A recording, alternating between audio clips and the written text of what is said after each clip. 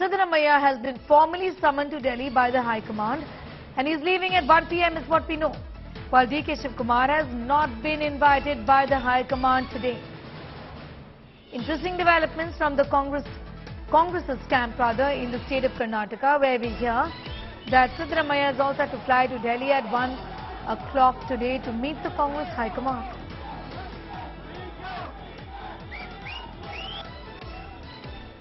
My party high command will take its call.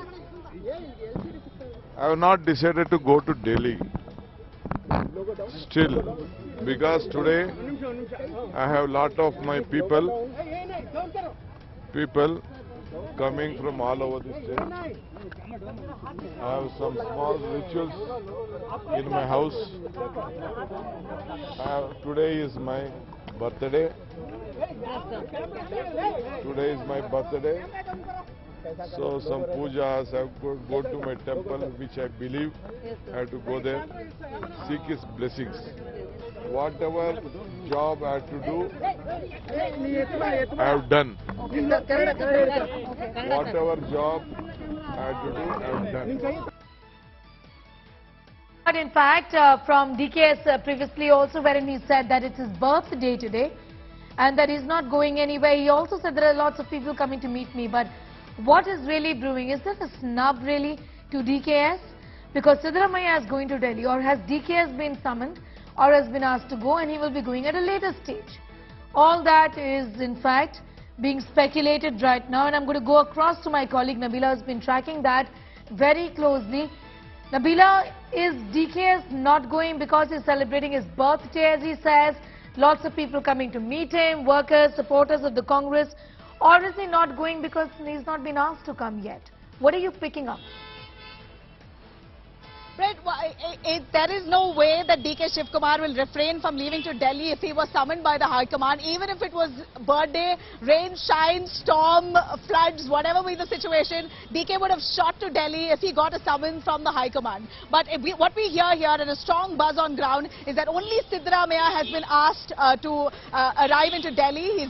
He's booked a special flight as well. Siddaramaiah's flight is at 1 p.m., a special flight that will be taking off from the HAL airport right here in Bengaluru. But DK Shivakumar, even as I speak, is still right here at the Shangri-La Hotel meeting with the observers. So, from what we hear, DK Shivakumar has not been extended the invite. He has not been called by the Congress High Command, and this sends out a very, very strong signal. It could go either way. In fact, I spoke to Congress's spokesperson, Aishwarya Mahadev, and I did ask her what signal does it really send out.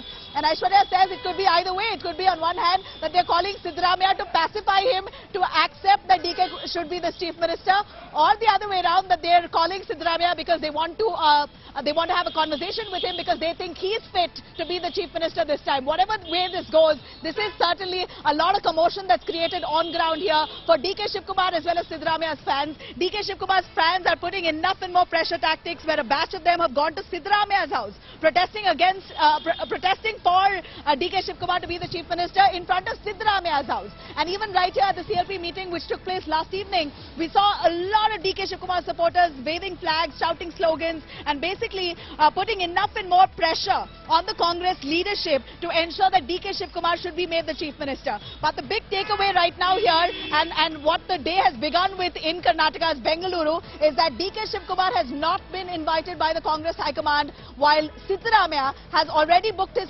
special flight at 1 p.m. after he was summoned by the senior leadership of the Congress to come to Delhi.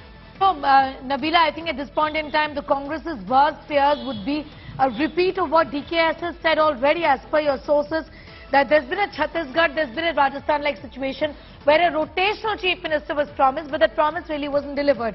And we know what's happening in both of these states. What is the Congress's larger game plan? Because this isn't something that they've had to deal out of the blue. They were obviously anticipating the situation, isn't it? Absolutely. The situation of a chief minister, choosing a chief minister in Karnataka is going to be as big a task as actually bringing the Congress to a victory of this kind in the state, because it's a known fact, and I'm going to stick by my point and I stay with my stance here. I could be trolled. All Congress people have been strongly trolling me, saying that I'm trying to defame the Congress by speaking about the equations between Siddaramaiah and DK Shivakumar, but I stick with my stand here that DK Shivakumar and Siddaramaiah, at least the camps have always been warring. Even before Congress has come to power here in Karnataka, there's been this kind of animosity between the two camps, because both of them are really strong leaders. Even though Siddaramaiah is older, he still sees DK Shivakumar as a certain level of threat, and that's quite natural. They both want politics. They both want the chief minister's chair. They both want to be relevant in how. And at this point, deciding between the two has also become almost a pain point for the Congress senior leadership, and that's also sparked a hell lot of speculation within the BJP right now to suggest that this is no different than what we see in Rajasthan between Ashok Gehlot and Sachin Pilot, and even Chhattisgarh as we see play out at this point. Right, but of course, last night, let me tell you, Sneha, last night, right at the CLP meeting, there was cake cutting that happened. DK Shivakumar, Siddaramaiah feeding each other cake, that kind of born homies sitting together. Surjewala putting up a tweet showing both the camps very happy, both the leaders sitting and hugging each other, almost making it look like their equation is absolutely fine, there is nothing wrong, and their leadership is fully stable.